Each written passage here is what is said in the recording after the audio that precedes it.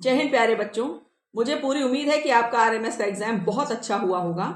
For the first time in history RMS exam की official answer की release की गई है और आपको मौका दिया गया है इस आंसर की को चैलेंज करने का।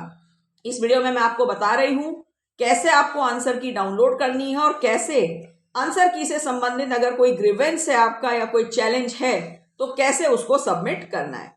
आपको विजिट करनी है NILIT वेबसाइट पर आपको एक ऑप्शन मिल रहा है आंसर की ऑफ RMS CET एग्जाम। जैसे ही आप इस लिंक के ऊपर क्लिक करेंगे आपके सामने क्लास 6 और क्लास 9 दोनों की ही सेट A, B, C और D की ऑफिशियल आंसर की आ जाएगी।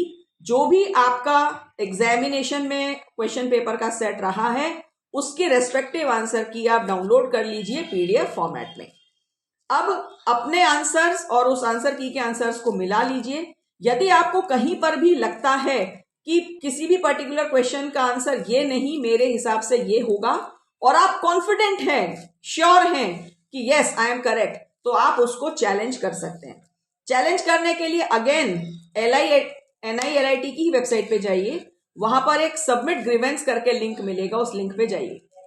लिंक पे जाके पहला काम करना है आपको अपनी डिटेल्स को वैलिडेट करना है। वैलिडेशन के लिए आप डालेंगे अपना रोल नंबर, अपना डेट ऑफ बर्थ और जिस भी क्लास के लिए आपने एग्जाम दिया था, क्लास 6 या 9th, डिटेल्स को वैलिडेट कीजिए। वैलिडेशन के बाद में आपके सामने स्क्रीन आएगा, उस स्क्रीन पर आपको बताना है अपना क्वेश्चन पेपर बुकलेट का सेट ABCD वॉटेवर।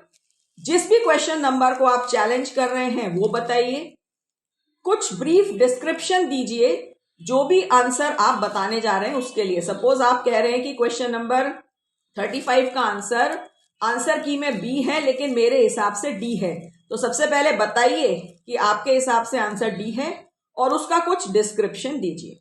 डिस्क्रिप्शन देने के बाद में नेक्स्ट स्टेप पे जब आप जाएंगे तो कोई आप डॉक्यूमेंट्री एविडेंस भी अपलोड कर सकते हैं। सपोज कोई लिंक है, कोई सोर्स है या मे बी मैथ्स का कोई क्वेश्चन है तो आप उसको खुद सॉल्व करके भी अपलोड कर सकते हैं। और याद रहे आंसर की चैलेंज के लिए आपको फीस पे करनी है जो कि है ₹500 पर क्वेश्चन। लेकिन अच्छी बात यह है कि यदि आप सही हैं तो ₹500 आपको रिटर्न कर दिए जाएंगे और अगर आप सही नहीं हैं तो ₹500 जो है वो वापस नहीं मिलेंगे।